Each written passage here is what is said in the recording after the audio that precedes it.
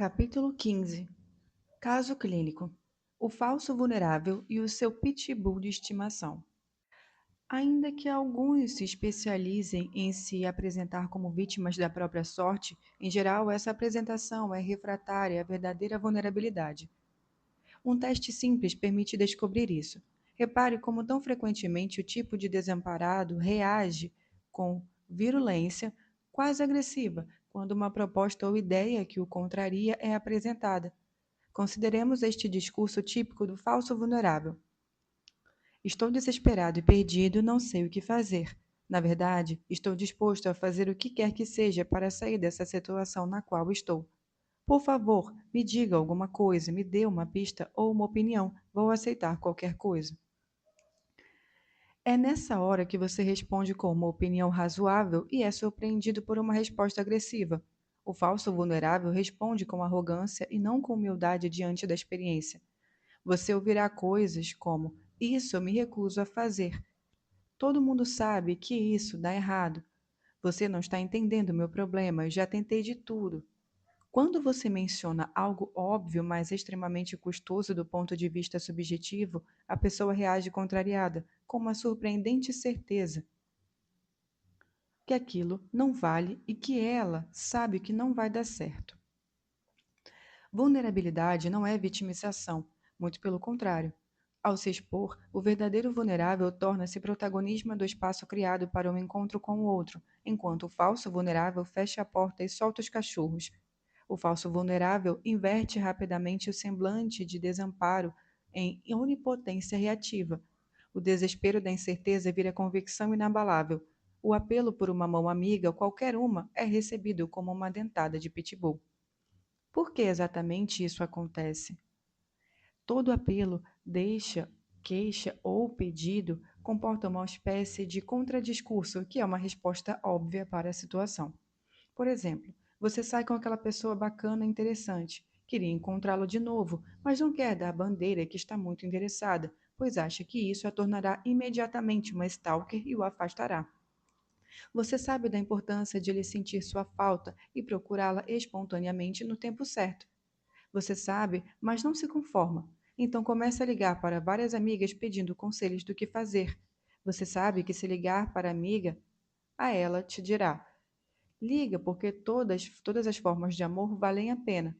Se você ligar para a amiga B, ela te dirá: não rasteje diante dele, tenha um pouco de dignidade, ninguém é capaz de amar geleias carentes. Quando você escolhe ligar para A ou B, é como se estivesse ligando para uma disque pizza do que quer ouvir. Muitas vezes, isso torna a situação ainda mais enlouquecedora. Toda relação, todo laço social forma o que se poderia chamar de primeira resposta para a pergunta. É o que torna odioso quando confidenciamos algo para nossos pais e eles dizem, mais uma vez, aquilo que você sabia que eles iriam dizer, mas não é o que você queria ouvir.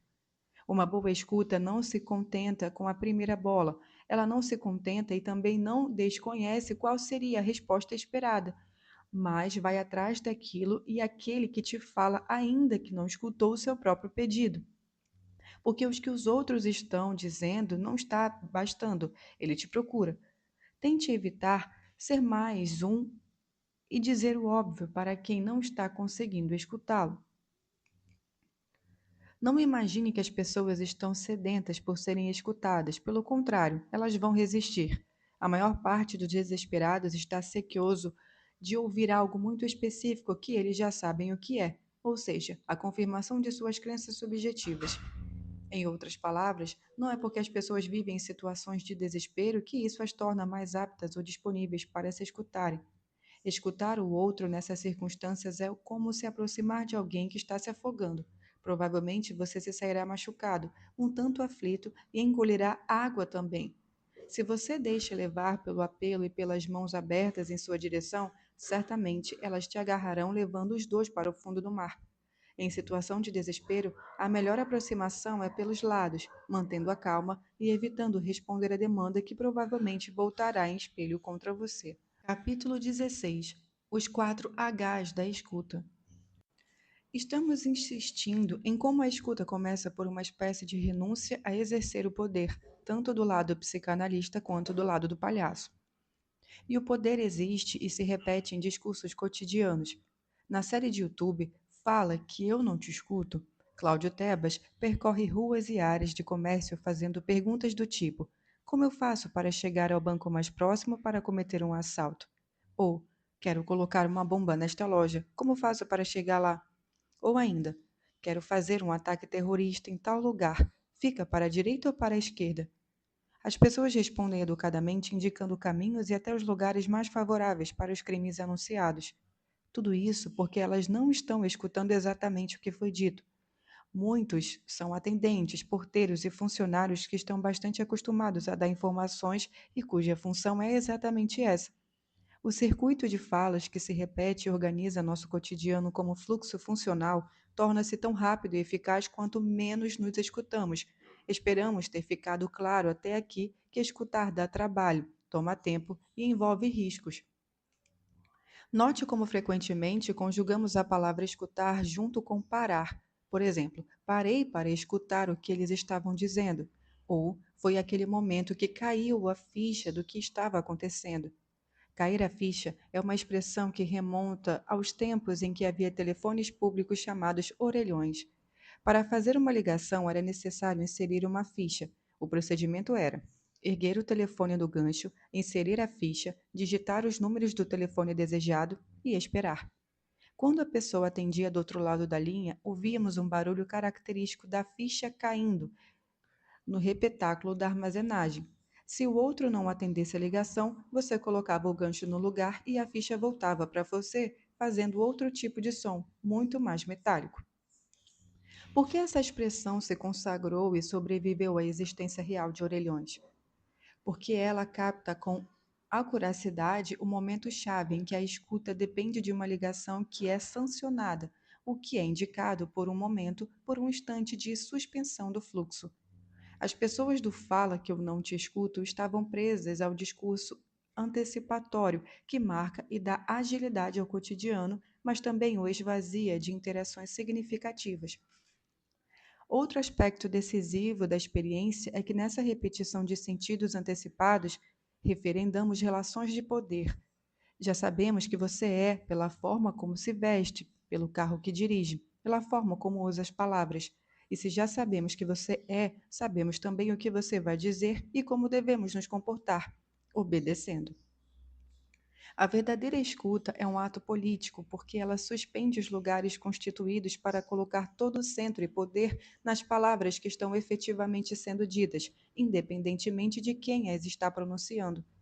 Quando as práticas feministas insistem na importância da interrupção da fala da mulher pelo homem, do silenciamento, na desclassificação, na tradução ou apropriação de ideias, na determinação do sentido da conversa que os homens habitualmente impõem às mulheres, elas estão denunciando exatamente isso.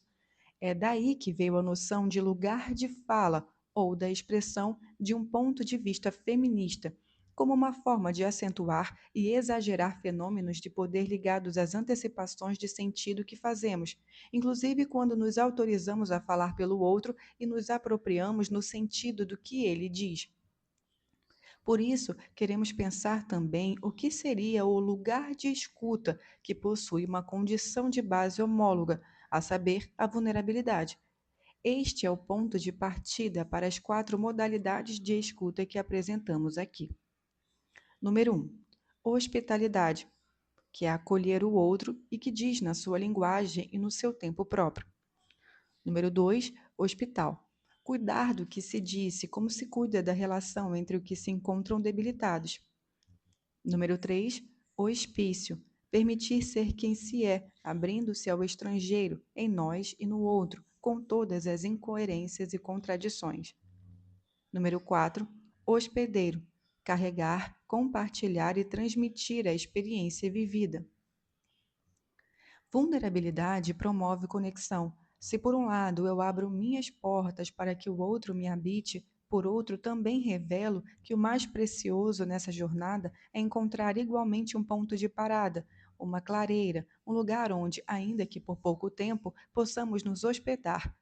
Hospedar é acolher, receber, sentir satisfação em dar guarida ao viajante exausto ou ao guerreiro ferido. Paul Grice grande estudioso da arte de conversação, dizia que há dois princípios que deveriam persistir as trocas de palavras. O primeiro é o princípio da caridade, por meio do qual concedemos ao outro e a nós que o sentido e o significado do que se quer dizer é difícil de ser obtido.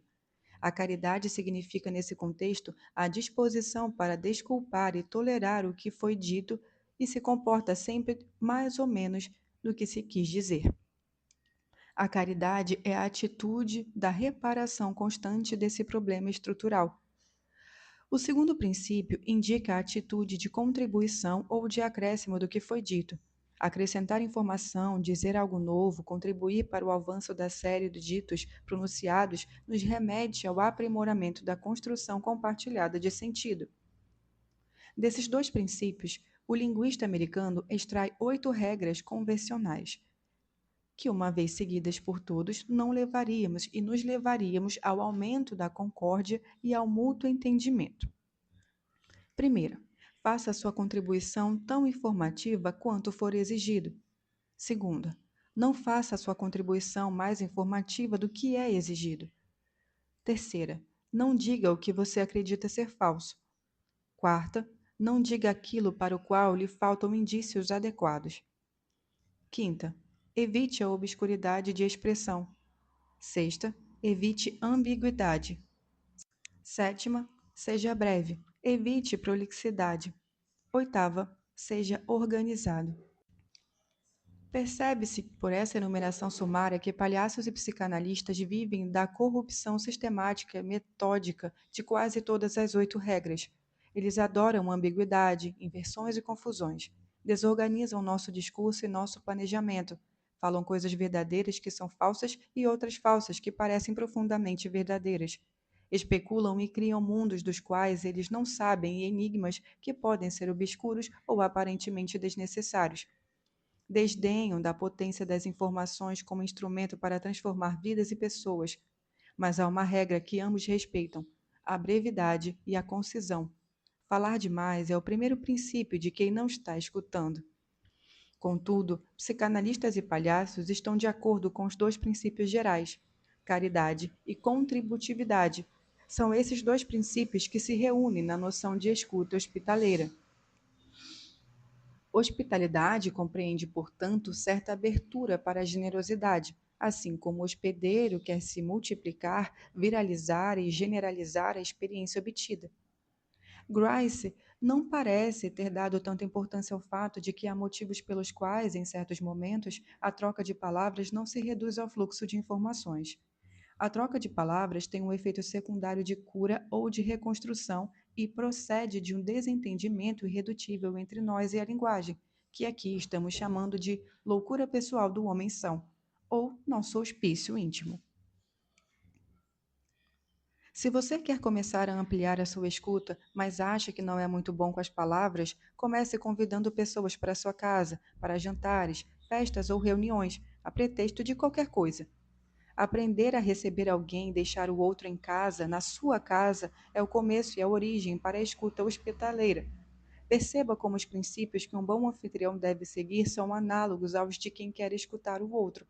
Não impor suas regras, oferecer o melhor, interessar-se genuinamente pelo outro e esforçar-se e empenhar-se para deixá-lo à vontade. Cuidado nessa hora. Se o hóspede confundir empenho com esforço, pode passar a acreditar que está dando muito trabalho e sua hospedagem lhe será um peso. A função hospedeira da escuta exige distinção entre atenção e sufocamento, liberdade e abandono. Uma das formas de acolher a nossa vulnerabilidade e compartilhá-la com o outro é experimentá-la como uma insuficiência do saber.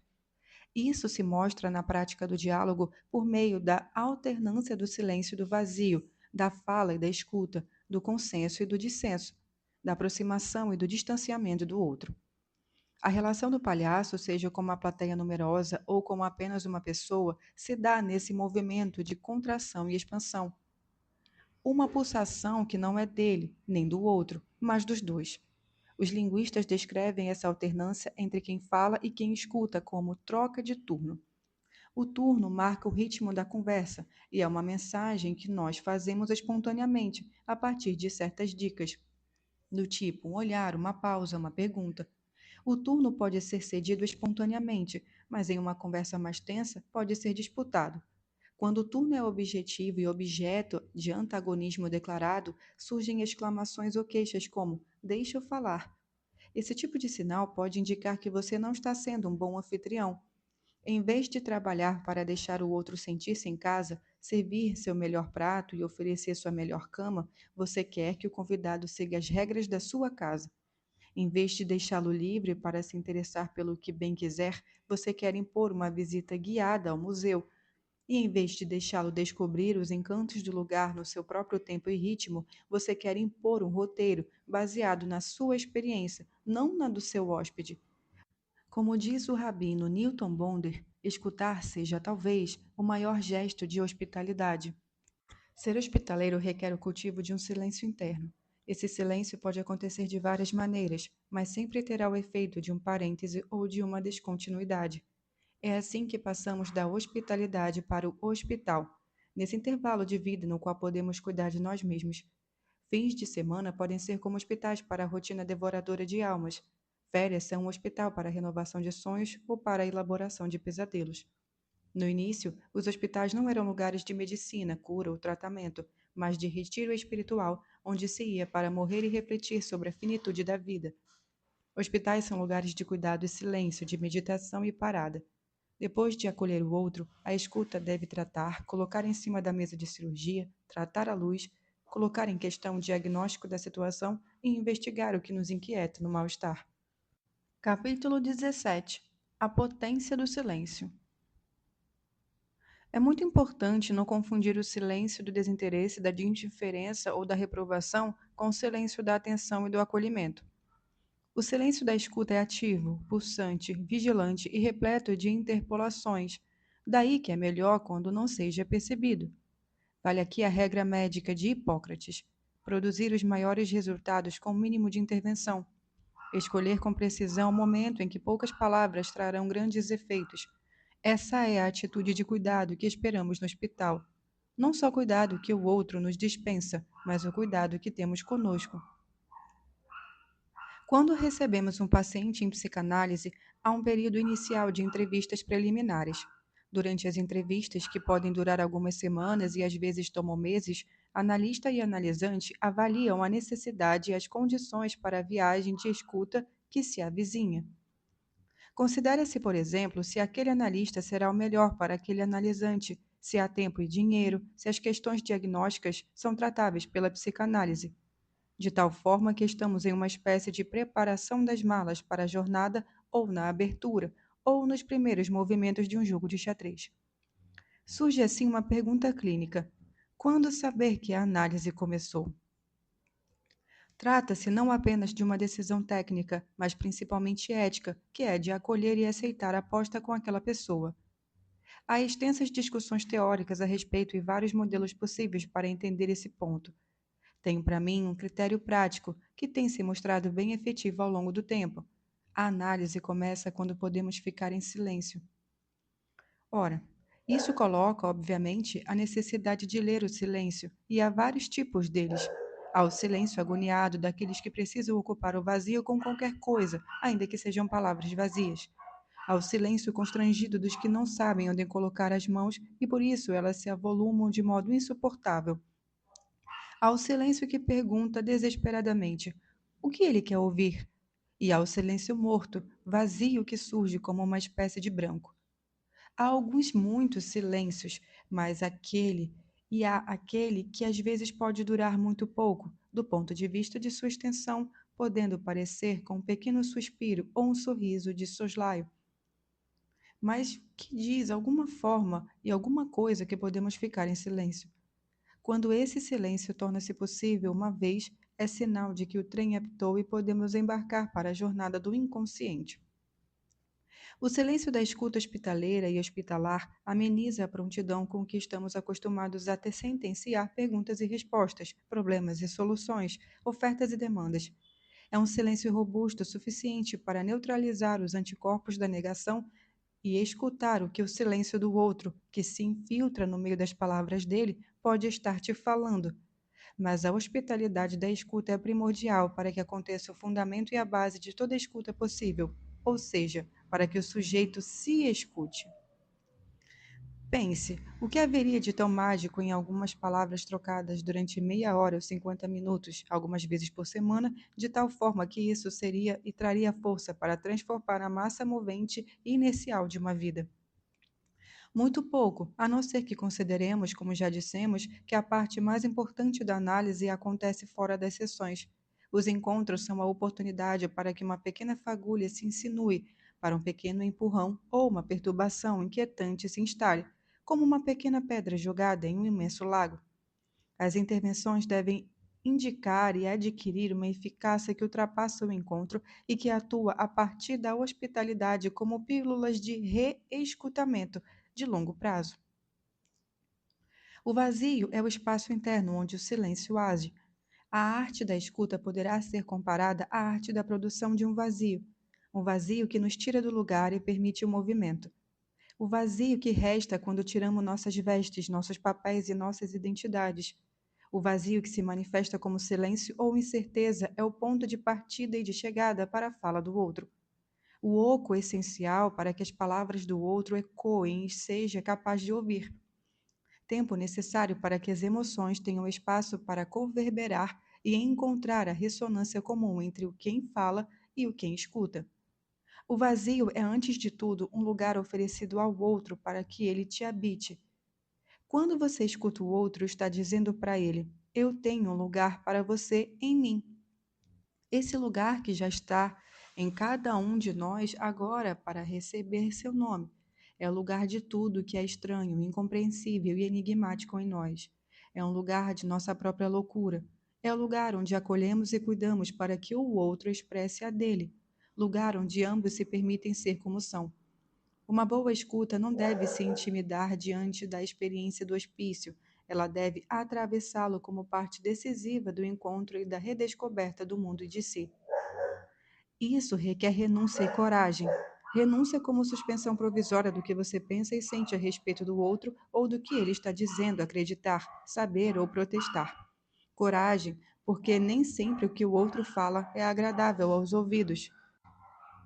De médico e louco, todos nós temos um pouco. De psicanalista e palhaço, cada qual tem sua parte. A escuta chata, normalopática, otimizada, é aquela que deixa a nossa loucura de lado, considerando que tudo aquilo que não tem caminho fixo, reto de preferência, e objetivo definido e desperdício, poesia ou brincadeira, é inútil. O oposto da conversa funcional é o que alguns chamam do gênero elegíaco, que é jogar conversa fora no gênero deliberativo, papo furado, e no gênero político, bater boca com os outros. A escuta auspicial não está nem em forçar a normalidade de troca social, nem trucidar o sentido e a consequência de nossas palavras, mas uma espécie de caminho do meio entre as duas coisas. Em geral, o hospício não é assunto preferido das pessoas. Preferimos papear sobre coisas positivas e nos dedicar aos planos que guiam a realização de nossas metas e objetivos. Além disso, os hospícios têm uma história péssima quando se convertem em manicômios, pois sua inversão faz o louco passar na condição de sujeito de uma experiência trágica em comunhão com deuses e outros mundos, mas ainda assim portador de uma verdade para a condição de objeto de uma consciência crítica, sem voz própria e sempre falando e falado pelos outros como juízes, médicos, psiquiatras, psicólogos e ainda, sob controvérsia, psicanalistas. Os hospícios nasceram no Ocidente cristão do reaproveitamento dos leprosários, onde antes essa doença terrível do corpo era excluída do mundo visível. Os leprosários deram origem aos hospícios, ao substituir a lepra como a grande mal que pode acontecer com alguém. O louco foi silenciado, não havia nada mais a ouvir nem a escutar na loucura. Ela era apenas expressão da desrazão, da insanidade, da perda da realidade ou da consciência de si. Por isso, o juiz, o médico, o alienista e depois os psicólogos e psiquiatras passaram a falar por ela. Os doutores da loucura sabiam muito bem sobre os seus objetos, conheciam as formas de delírios e os tipos de sintomas. Gradualmente, eles já sabiam tudo o que a loucura tinha a dizer. Sabiam tanto que a loucura não tinha nada mais para dizer para ela mesma ou por ela mesma. Por isso, é muito importante detectar o quanto antes na situação de escuta onde e por que ocorre um silêncio desse tipo.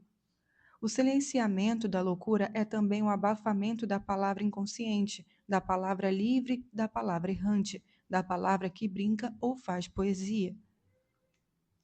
Ora, palhaços e psicanalistas partem do pressuposto de que é possível e necessário voltar a escutar a loucura, que na loucura há um fragmento de verdade que precisa ser dito por ela mesma, que nunca deveríamos colocar palavras na boca da loucura alheia.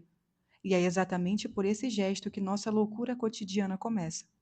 Antecipamos palavras, colocamos o que já sabemos sobre o outro à frente dele. Em geral, fazemos isso baseados na denegação de nossa própria loucura. Repetimos discursos e regras de escuta que são uma espécie de recusa ou de surdez metódica contra a loucura do outro, o que, como já vimos, é uma forma de recusar e não dar guarida ou hospitalidade para a própria escuta ou para a própria loucura, expulsando-a para outro mundo. Na nossa loucura sempre se insinua, ainda em voz confusa e abafada, um fragmento de nosso desejo. E por isso, uma vida que não enfrenta as próprias loucuras, inocências, contradições ou irracionalidades é uma vida pobre, que adia a questão do desejo. Quanto ao que queremos na vida ou ao que somos, deixemos isso para depois. Quanto às perdas, decepções e incertezas, o amargo remédio universal: trabalha que passa.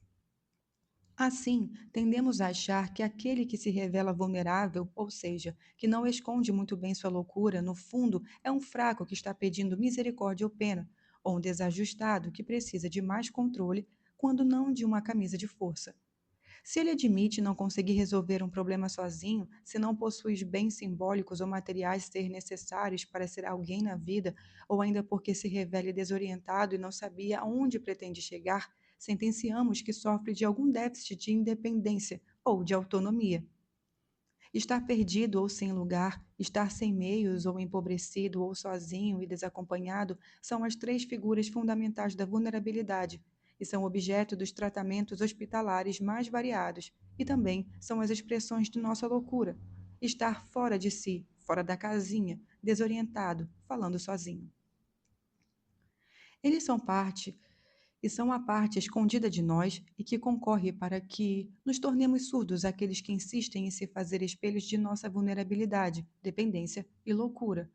Daí a importância de reconhecer e experimentar sua própria vulnerabilidade para poder reconhecer e acolher a vulnerabilidade do outro.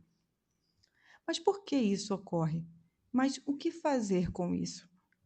Depois de acolher, de cuidar e de nos perder para nos reencontrar, há ainda uma espécie de fecho da escuta, o momento no qual o viajante retoma sua jornada que volta para o mundo do trabalho, o mundo onde não há parêntese e o encontro é raro ou inexistente. O momento em que deixamos e levamos algo, que nos sentimos mais fortes ou minuciados para uma nova aventura. E o momento em que nos tornamos hospedeiros. Momento em que passamos a carregar e possivelmente transmitir as experiências da hospitalidade, do hospital e do hospício. Aqui entra em jogo o que se pode chamar de silêncio elaborativo, aquele que decorre de uma palavra que cala fundo e que demora para ser escutada. Suportar o silêncio envolve, nesse caso, suspender a reação, dar tempo para que o que foi dito ressoe e seja reconhecido em toda a sua consequência e extensão. Deixar que, como uma doença que precisa de um tempo de incubação, coisas subterrâneas e invisíveis aconteçam antes de aflorar como uma novidade. Essa é a função do silêncio na etapa hospedeira da escuta. Respeite esse momento antes de publicar essa descoberta incrível no Facebook ou Instagram. Capítulo 18. Simpatia não é empatia. O termo empatia foi introduzido por Robert Vischer, um sentimento ótico da forma em 1873 como projeção do sentimento humano para o mundo da natureza. Eduard traduziu o termo alemão usando a derivação grega de pathos para empathy. Pathos em grego remete tanto à paixão quanto ao sofrimento e ainda à capacidade de afetar-se com o outro. Menos do que doença, pathos é conflito. O termo alemão continha o radical em e o verbo fühlen, que significa sentir, o que nos leva ao sentimento de unidade. Vischer tentou discernir esse sentimento de unidade de experiências conexas como o sentir com, o sentir junto e o sentir próximo. Ele também tentou separar sentimentos de sensações. A polêmica terminológica seria apenas um preciosismo, se não atentássemos para a importância da diferença entre identificação e empatia. A cultura da simpatia se dissemina pela popularização de imagens digitais e pela condição, cada vez mais importante, de uma afinidade estética preliminar como condição para a produção de sentimentos de admiração, respeito e interesse. Animais de estimação, crianças felizes, sorvetes de morango, isso são simpáticos. Freud leu Witt, e usava o termo em alemão para designar os encontros mais promissores entre analista e analisante. A empatia, combinado com sua versão alemã com a inglesa, é um percurso de reconhecimento, não apenas de afeto pontual. Se a empatia é a atribuição de traços humanos à natureza, podemos dizer que ela é ao mesmo tempo psicológica, política e estética, como é também a ideia de catarsis, ou seja, purificação ou cura que decorria da encenação das estratégias gregas. Mas simpatia não é empatia. O sim é um prefixo grego que significa junto com. Por exemplo, em sincronia, que é junto no tempo, ou em sintoma, o que corta ou cai junto. Patos é um termo grego que remete a 4 linhas de tradução, todas mantendo uma relação muito íntima com a experiência da escuta. Primeiro, patos indica aquele que sofre ação, sugerindo, portanto, passividade, como é que encontraremos na palavra paciente ou no próprio termo passividade. Paciente e paciência nos remetem à atitude humilde de quem recebe, espera, dá hospedagem ao outro. Patos opõe-se à razão, indicando sentimento e afetos, tidos habitualmente como fonte de nossas paixões e de nossas loucuras. Para Platão, havia 2 cavalos que a alma conduzia em seu passeio de contemplação das ideias antes de ela encarnar em um corpo específico. Um dos cavalos representava a razão, logos, e o outro a paixão, patos. Quando o cavalo da paixão estava muito irritadiço, levava a alma a se ocupar demais com ele e, portanto, perdia tempo de contemplação das ideias, as essências que depois são objeto de nosso conhecimento. 3.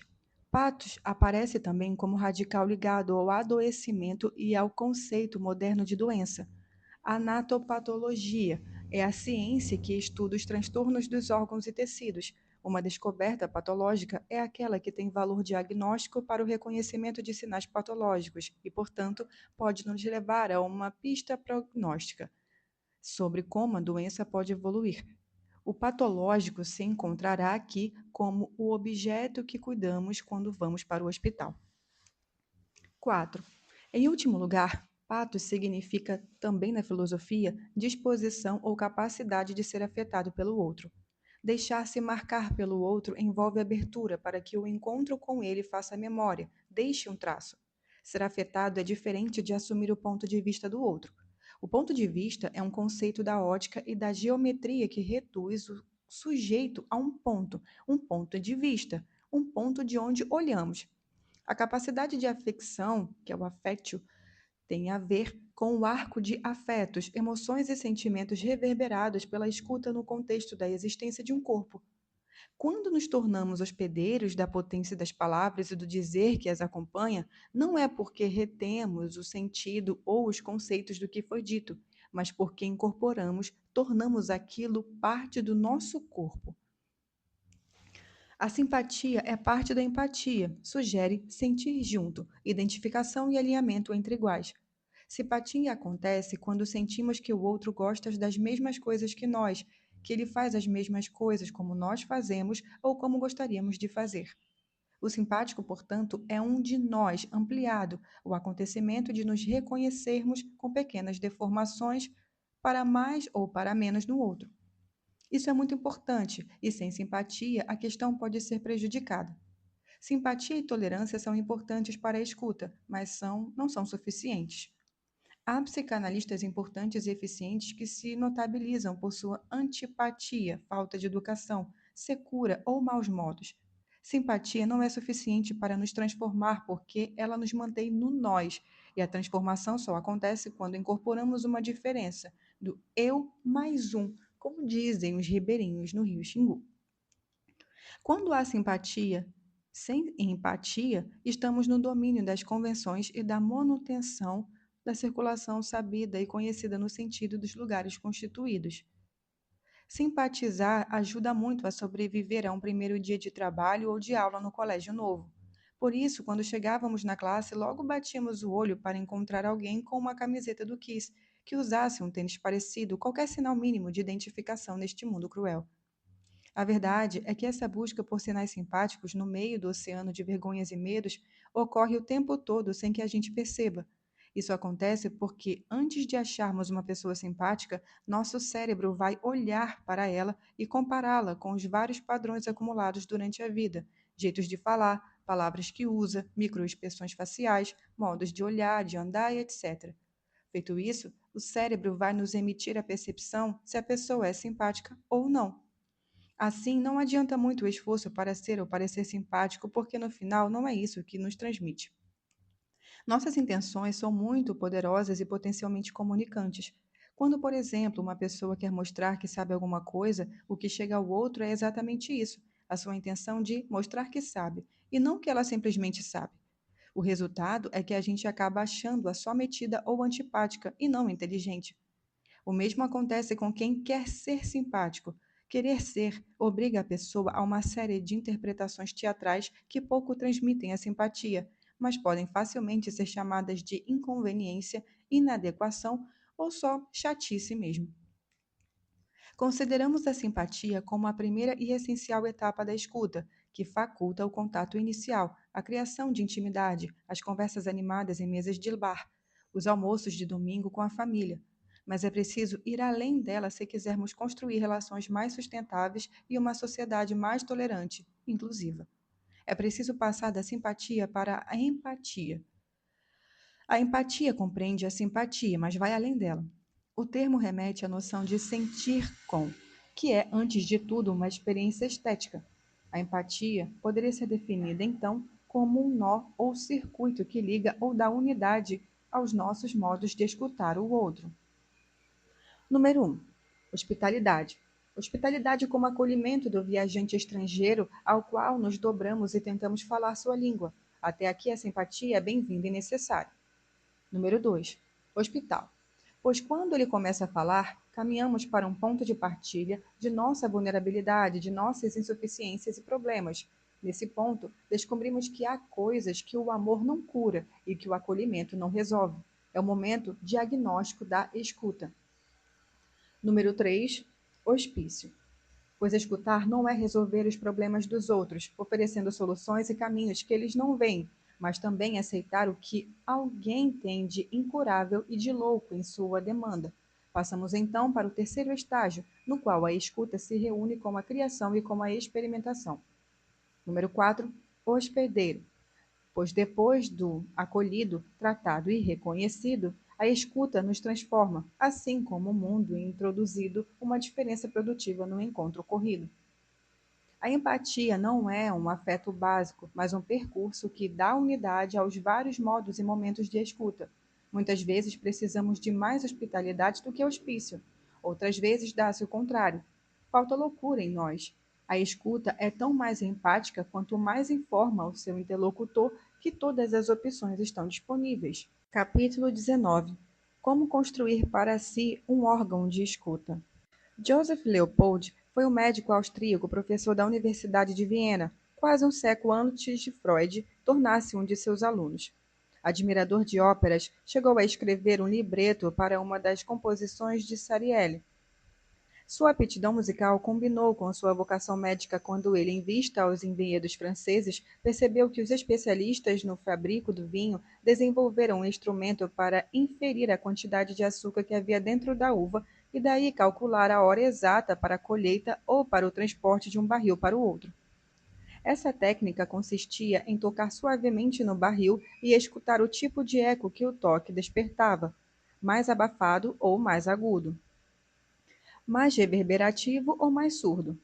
Ele transportou o problema para a dificuldade de inferir condições clínicas de pacientes com dificuldades cardíacas e respiratórias. A partir disso, inventou um método que consistia em bater suavemente no peito dos pacientes, ouvindo e interpretando o ruído produzido. Em 1761, ele publica, sem grande repercussão, o livro chamado Uma Nova Descoberta, que habilita os médicos a detectar doenças escondidas no peito a partir da repercussão e da percussão, um dos trabalhos mais importantes da história da medicina diagnóstica. Apesar de simples e eficaz, a técnica da percussão não foi suficiente para que a medicina escutasse, entre aspas, as implicações do que o médico austríaco havia descoberto. A situação mudou de forma de figura quando um médico francês chamado René enfrentou dificuldades com o caso de uma jovem paciente muito gorda com seios fartos e apresentava um quadro de insuficiência cardiorrespiratória. As condições eram tais que ele não conseguia aproximar os ouvidos do peito da paciente e a percussão não atingia o resultado esperado, dada a massa corporal dela. O médico teria se inspirado na brincadeira de algumas crianças que viu pelo Louvre para resolver o problema. Ele percebeu que as crianças colocavam o ouvido nas duas extremidades de uma longa peça de madeira e que assim transmitiam sinais de um lado para o outro com um pino que arranhava o tubo. No dia seguinte, o médico enrolou um pedaço de papel amarrando-o com uma corda, de forma a ouvir o coração da paciente.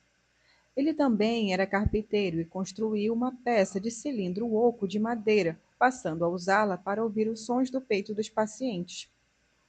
Em 1819, dividiu o cilindro em duas partes, introduzindo um pedaço de madeira sólida para escutar os sons do coração e estava inventando o estetoscópio. A história serve para ajudar a distinguir e conectar duas práticas diferentes: ouvir e escutar.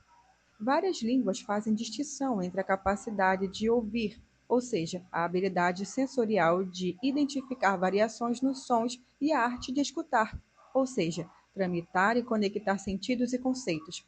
O sentido mais forte de escuta que estamos propondo neste livro envolve considerar que, além da relação entre o que se ouve e o que se escuta, devemos considerar a relação entre quem diz e quem escuta. Por isso, quando estamos na arte da escuta, nos separamos um pouco da pergunta: o que esta pessoa quer dizer?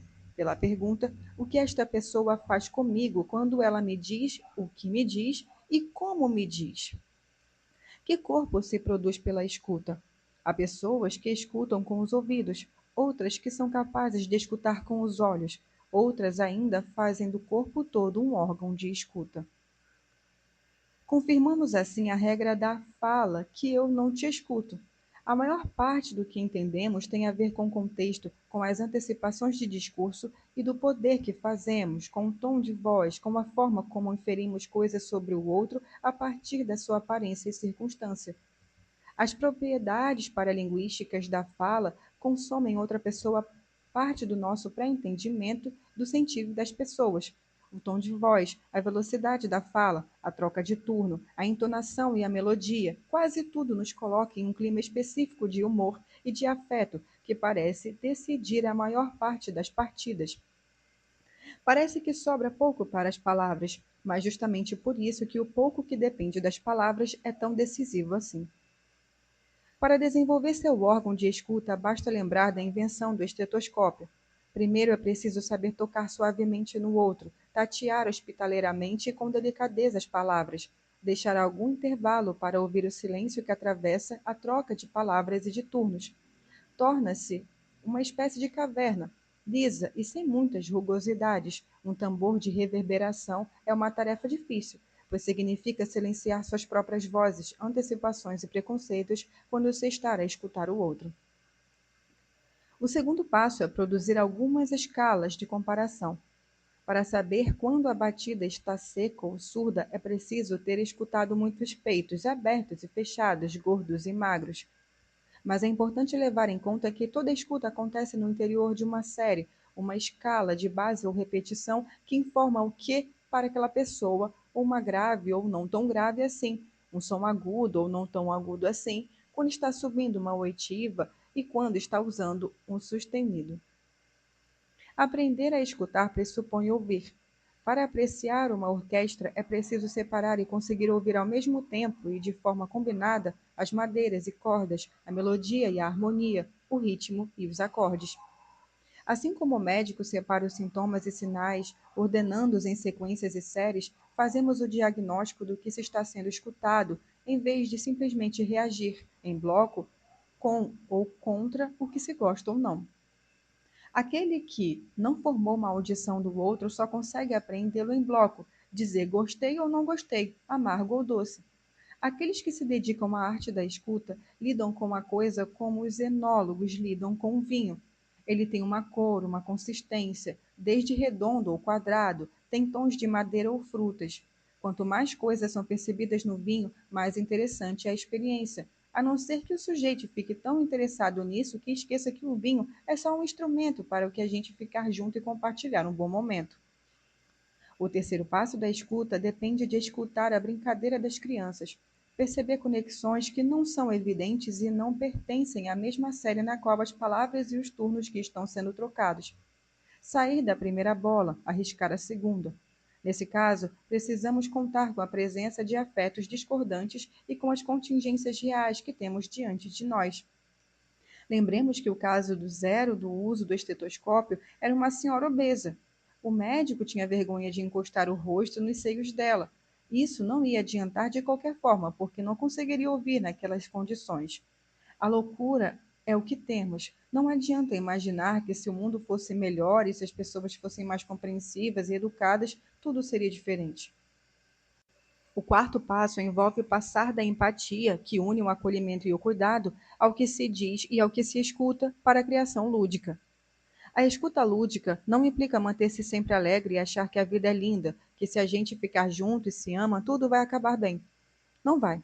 Aliás, em geral, para que a gente fique junto desse jeito, é preciso altas doses de desescutamento e surdez. Experimente criar seu próprio estetoscópio. Que tipo de brincadeiras você tem para interromper o fluxo da conversa? Que tipo de suspiros e de toques você se dá para chamar a sua própria atenção para o silêncio? Onde em seu corpo você escuta as palavras que os outros te dizem? Elas ficam circulando como uma cadeia de carbono fechada na sua cabeça quando você vai dormir? Experimente criar um exaustor de palavras para si. Experimente mudar o código das palavras para imagens, das imagens para as melodias. No fundo, as invenções dos médicos estão baseadas em um princípio muito simples para enfrentar problemas. Mude a linguagem que está usando para enfrentá-los. Mas lembre-se, a escuta é uma espécie de órgão sem corpo, ou de órgão à procura de um corpo, um órgão que exige sair de si para retornar a si. Capítulo 20. Café com urso ou sem urso? A cada segundo, a gente recebe por meio dos nossos sentidos 11 milhões de bits de informação. Desses 11 milhões, pasme, só capturamos conscientemente 40 bits. Mais importante do que entender tecnicamente o que é um bit é se confrontar com essa realidade. De tudo o que você está recebendo neste exato momento, por meio da sua visão, do seu olfato, da sua audição, do paladar e do tato, você só está armazenando míseros 0,00036%. Tipo o tamanho de um elefante e de uma formiga. O elefante é tudo o que é mandado para você e a formiga é somente a quantidade que você consegue perceber e entender, compreender. Em uma comunicação em que você precisa passar por uma mensagem, como fazer com que você está falando consiga passar por uma fresta tão estreita e seja realmente escutado? Não existe uma fórmula mágica para isso, mas, e sempre tem o mais, que nos derruba ou que nos salva, é uma informação que pode ajudar, e muito. Nosso cérebro retém aquilo que nos emociona. É claro que os profissionais de propaganda sabem disso, e não é à toa que os comerciais de televisão associam seus produtos às sensações que eles podem nos transmitir: sensações de poder, pertencimento, prazer, amor, etc. Sabe que antes de sermos consumidores, somos pessoas e que o melhor jeito de nos conquistar é pelas emoções. Essa é a chave de ouro para quem trabalha com vendas.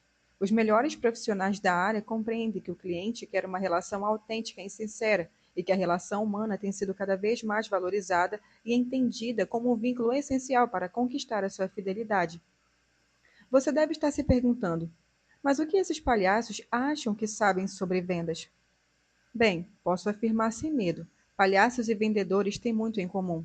Quando digo isso para as equipes de vendas com as quais trabalho, todo mundo acha engraçado, mas não é uma piada.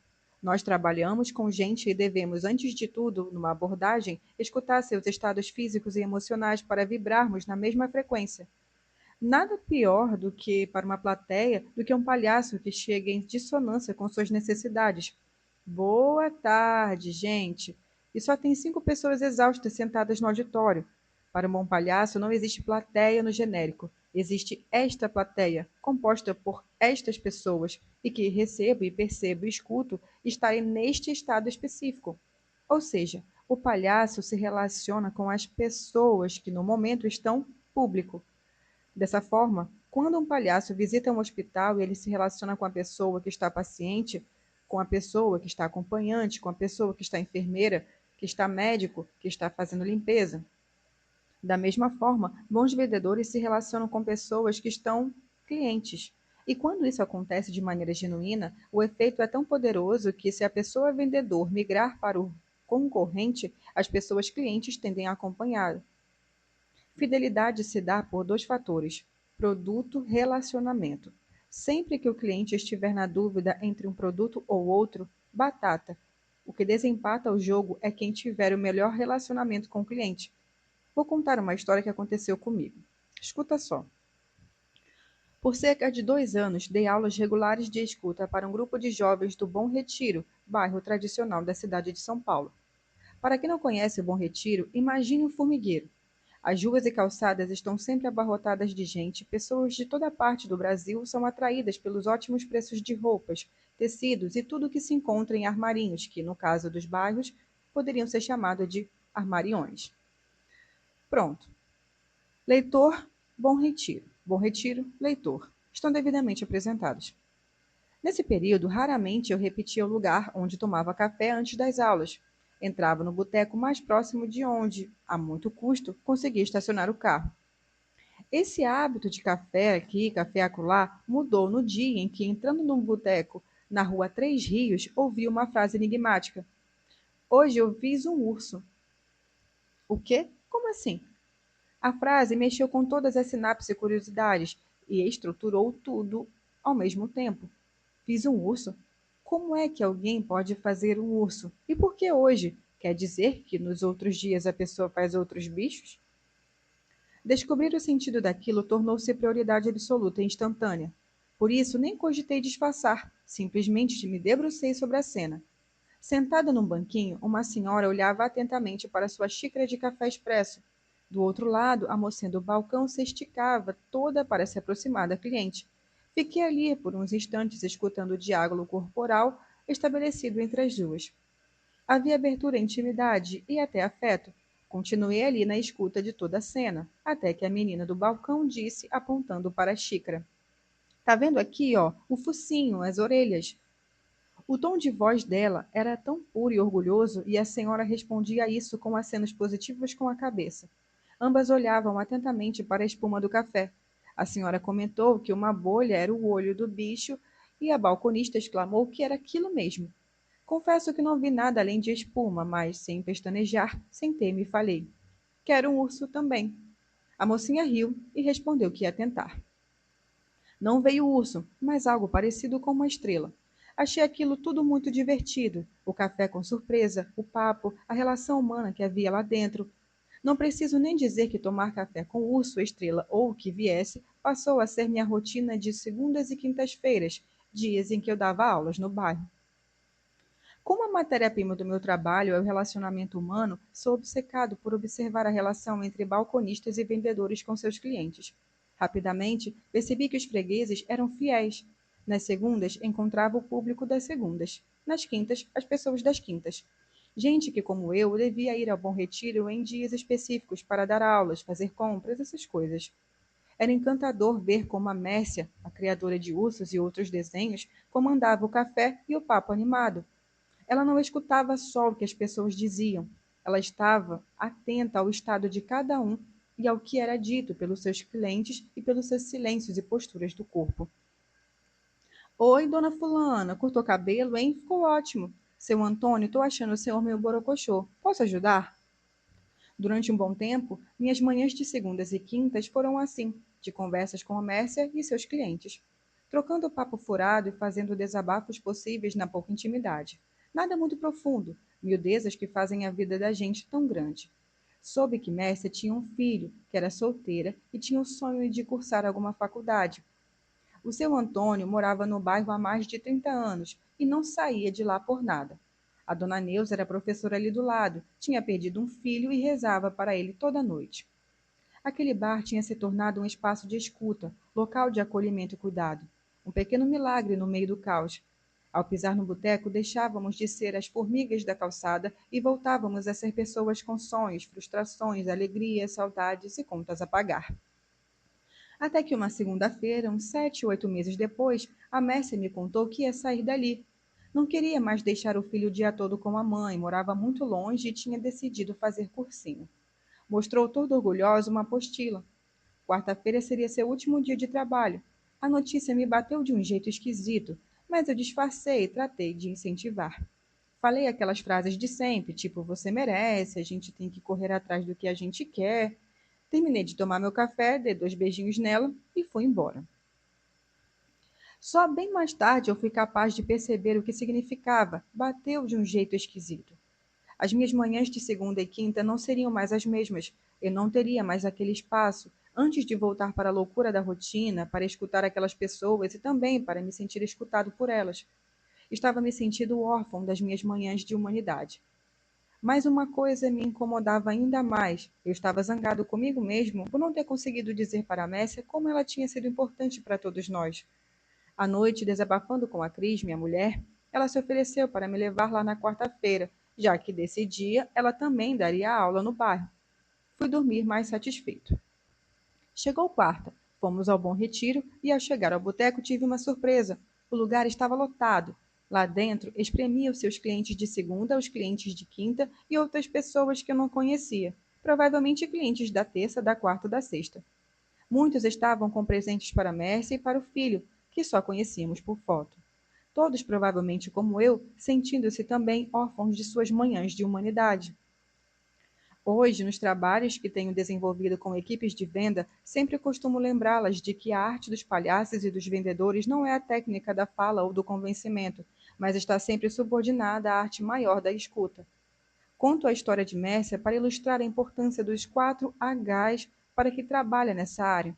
O boteco ali na rua Três Rios era um lugar de hospitalidade, pois nos sentimos acolhidos, um hospital, pois nos oferecia repouso e uma pausa da loucura que ali do lado, na calçada, nos espreitava.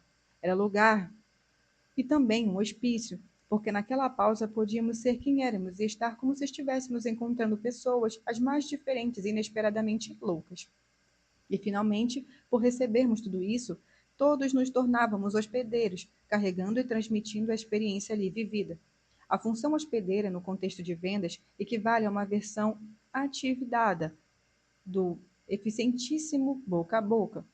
Depois de refletirmos sobre esta história, costumo encerrar os encontros com os animadíssimos times de vendas lançando uma pergunta: qual urso você está oferecendo aos seus clientes?